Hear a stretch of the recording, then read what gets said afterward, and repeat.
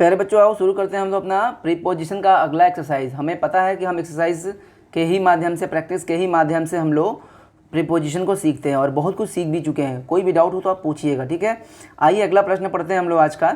I am satisfied, मैं संतुष्ट हूँ डैश यू, तुमसे। अब 4 ऑप्शन से टू विद ऑफ बाई होगा क्या? तो आप तो अगर आप सेट लगाते होगे, मॉडल पेपर लगाते होगे तो आपको पता होगा। दरअसल सेटिस्फाइड का मतलब होता है संतुष्ट और इसी का उल्टा होता है डिससेटिस्फाइड, ठीक है ना।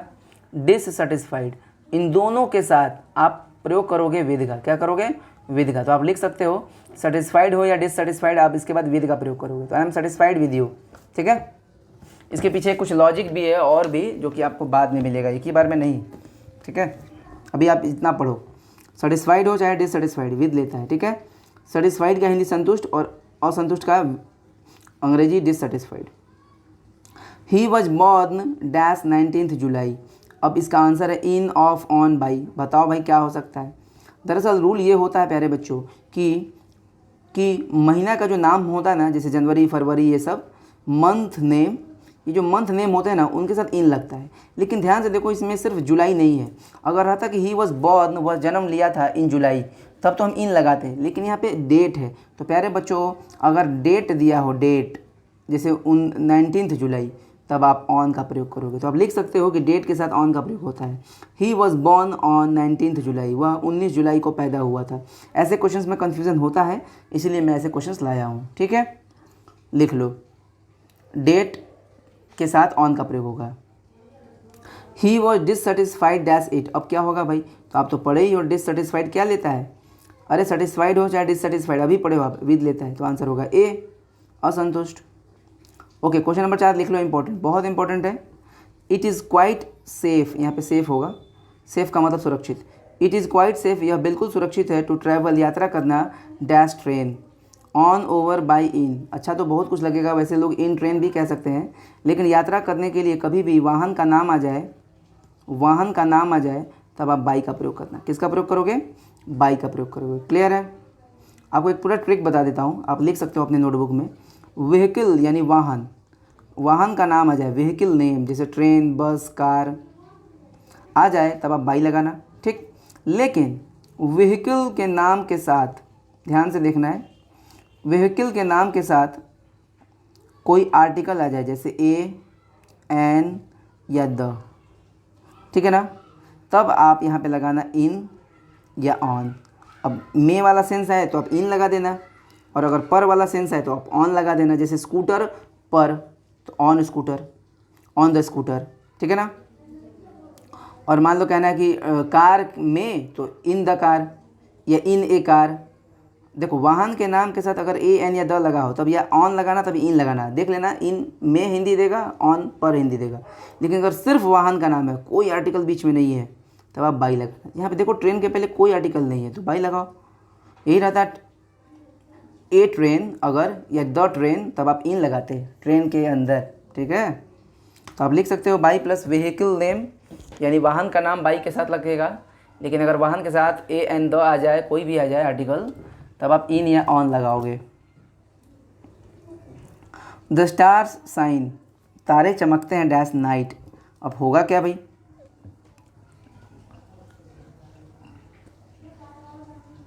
आप लोग के दिमाग में आ रहा होगा कि इन होगा, है ना। लेकिन मैं आपको प्यारे बच्चों रूल बता दूं, एक होता है इन द नाइट, ध्यान देना, और एक होता है एट नाइट। एट लग रहा है तो कोई आर्टिकल नहीं लगा है, इन लग रहा है तो द लगा है, इसी बात का ध्यान देना है, ठीक है। अब यहाँ पे नाइट के साथ द आर्टिकल है नहीं है, तो होगा क्या? बी। वैसे हिंदी में भी एक अंतर है, इन द नाइट का मतलब होता है कोई विशेष रात। जैसे मैं वहाँ पर गया रात में, अब मैं वहाँ गया रात में, तो कोई विशेष रात होगी मैं गया हुआ, तो इन द नाइट। लेकिन तारे चमकते हैं रात में, तो कौन सा विशेष? तो हर रात चमकता है भाई। तो कोई आम रात हो तो एट नाइट, और विशेष रात हो तो इन द नाइट, ठीक है, याद रखिएगा। अगर यहाँ पे द होता नाइट के पहले तो इन लगाना पड़ता।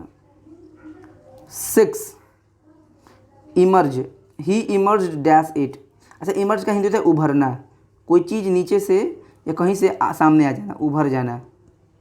बहुत अच्छा क्वेश्चन है ये, बहुत अच्छा क्वेश्चन आया हुआ है, इसलिए ऐसा क्वेश्चन लाया हूँ मैं, ऐसे ही हवा में नहीं लाया हूँ। ही इमर्ज, वह प्रकट हो गया। इमर्ज में उभर जाना, प्रकट हो जाना, तो क्या होगा, to, in, from, done, none होगा क्या प्यारे बच्चों, कहीं चीज़ कहीं से ही तो आएगा, कोई प्रकट होता है तो कहीं से प्रकट होता है, कहीं से आता है, और कहीं से का मतलब बोले तो फ्रॉम, फ्रॉम का मतलब से, इट का मतलब कोई वस्तु होगा, कोई जगह होगा, तो वहाँ से वह इमर्ज हुआ यानी प्रकट हुआ, सामने आया। तो इमर्ज क्या लेता है, फ्रॉम लेता है। ठीक है, क्लियर है। सातवां लिख लो इंपॉर्टेंट, IMP बहुत इंपॉर्टेंट है। You should attend dash your work, तुम्हें अपने काम पर ध्यान देना चाहिए। बाई, टू, फॉर, इन होगा क्या, बहुत बढ़िया क्वेश्चन है। मैं आपको बता दूं कि अटेंड जरा दरअसल होता है उपस्थिति देना, जैसे attend the class, attend the class, लेकिन अगर ध्यान देने का सेंस हो तो अटेंड टू का प्रयोग होता है, अटेंड टू।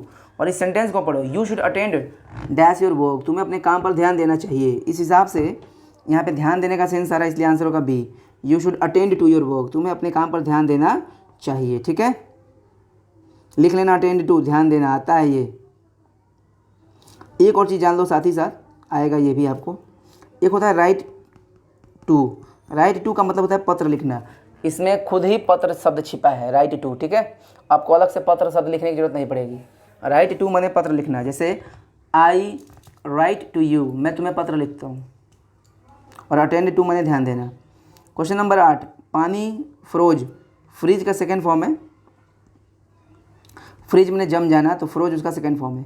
पानी जम गया बर्फ़, बर्फ़ में, तो में की अंग्रेजी तो इन अच्छी लग रही है, लेकिन पहले बच्चों बता दूं, कभी भी किसी भी चीज़ का रूपांतरण हो यानी ट्रांसफॉर्मेशन हो, जैसे आप एक्टिव से पैसिव बदलते हो ना, तो चेंज इनटू पैसिव या ट्रांसलेट इनटू इंग्लिश, कभी भी रूपांतरण हो तो रूपांतरण के लिए इनटू का प्रयोग होता है। तो पानी बदल गया, जम गया बर्फ़ में, तो रूपांतरण हुआ ना, रूप बदल गया, पानी तरल से ठोस में आ गया, इसलिए आंसर होगा सी। ठीक है, यहाँ पे रूपांतरण का सेंस है। कई बार प्रीपोजिशन में कॉमन सेंस लगाने होते हैं और कई बार रटने भी होते हैं, लेकिन हिंदी तो निकालनी आनी चाहिए ना। ओके, 9 नंबर, ये देखो, ये NDA में भी क्वेश्चन आया था और ये मैं पीछे भी करा चुका हूँ। What is the time dash your watch in by on it. और जैसा कि प्यारे बच्चों मैंने कहा था कि मैं क्वेश्चंस को रिपीट करता हूँ, क्यों रिपीट करता हूँ, ताकि आपको लगे कि अरे ये सब तो पढ़ा हुआ है, सब मैंने पढ़ लिया है, मेरे को कोई दिक्कत ही नहीं है, इसीलिए आपको याद हो जाए। तो मैंने बताया था कि घड़ी से समय बताना हो ना, तो बाई का प्रयोग होता है। व्हाट इज़ द टाइम, एकदम ऐसी लाइन आती है, NDA में भी आया था क्वेश्चन 2000 मतलब इसी ईयर में 6 सितंबर को एग्ज़ाम हुआ था, मैंने उसका पेपर भी हल कराया था। What is the time by your watch, तुम्हारे घड़ी में क्या समय हो रहा है भाई, तो आंसर होगा बी। ठीक है, आंसर क्या होगा, B, what is the time by your watch. घड़ी से समय अगर कोई पूछ रहा हो या बताना हो तो बाई का प्रयोग होता है, जैसे 5 बज रहे हैं मेरे घड़ी में, तो it is 5 o'clock by my watch, याद रखिएगा, आता है। Shepherd was looking dash her lamb, बहुत बढ़िया क्वेश्चन है। सेफर्ड मैंने गड़ेरिया जो भेड़ चराता हो, अपने लैम्ब का, लैम्ब मैंने मेमना को डैश कर रहा था, तो भाई कॉमन सेंस है, होगा क्या। दरअसल प्यारे बच्चों थोड़ा सा ध्यान इसमें थोड़ा सा सीखना है, बढ़िया है, ठीक है ना, ध्यान थोड़ा देना होगा आपको इसमें देखो आंसर अगर मैं लगाता, अगर मैं आपको बता रहा हूँ, देखो लुक जो होता है ना, लुक फॉर, लुकिंग है, फॉर दिया यहाँ पे, लुक फॉर का हिंदी होता है ढूंढना, और लुक आफ्टर एक होता है देखभाल करना, ठीक है ना, देखभाल करना, लुक आफ्टर देखभाल करना, थोड़ा सा समझना है प्यारे बच्चों। फॉर लगाऊं कि आफ्टर लगाऊं, लैम्ब कह रहा है, ये भी देखना, मेमना यानी एक मेमना, क्या गड़ेरिया किसी एक मेमने का देखभाल करेगा, नहीं। शेफर्ड जो होता है यानी जो गड़ेरिया होता है वो पूरे भेड़ों का देखभाल करता है, लेकिन एक ही लैम्ब की बात कर रहा है, इसका मतलब लग रहा है कि वो खो गई है, उसे वो ढूंढ रहा है। The shepherd was looking for her lamb, shepherd अपने मेमने को ढूंढ रहा है, तो इस हिसाब से आंसर होगा सी। अलग अलग लोग अलग अलग आंसर भी दे सकते हैं, लेकिन हमने आपको आंसर बताया सी। ये तो कॉमन सेंस पर है, देखते हैं, मतलब एग्जामिनर क्या पता दूसरा दिमाग लगाए, लेकिन ऐसा क्वेश्चन आएगा भी नहीं, लेकिन कभी कभार आ भी जाता है, लेकिन इसमें बहुत परेशान नहीं होना आपको। इसमें आफ्टर भी हो सकता था, लेकिन लुक आफ्टर का मतलब देखभाल करना, और मेमना एक है यहाँ पर। शेफर्ड तो गड़ेरिया तो सारे भेड़ों का देखभाल करता है, उनकी देख रेख करता है, और यहाँ पे लुक फॉर का हिंदी होता है ढूंढना, तो shepherd was looking for her lamb, lamb का हिंदी मेमना यानी भेड़ का एक बच्चा, तो भाई एक बच्चे का देखभाल नहीं ना करेगा, वो तो सबका करता है। हाँ, एक अगर खो गया हो तो उसे ढूंढ रहा होगा कि भाई वो कहाँ गया। Shepherd was looking for her lamp, तो आंसर होगा प्यारे बच्चों सी। मैंने दोनों लिखा है, दोनों आप लिख लो, ठीक है ना। लुक आफ्टर देखभाल करना और लुक फॉर ढूंढना, ठीक है। तो practice makes a man perfect, practice जरूर करिएगा। Thank you.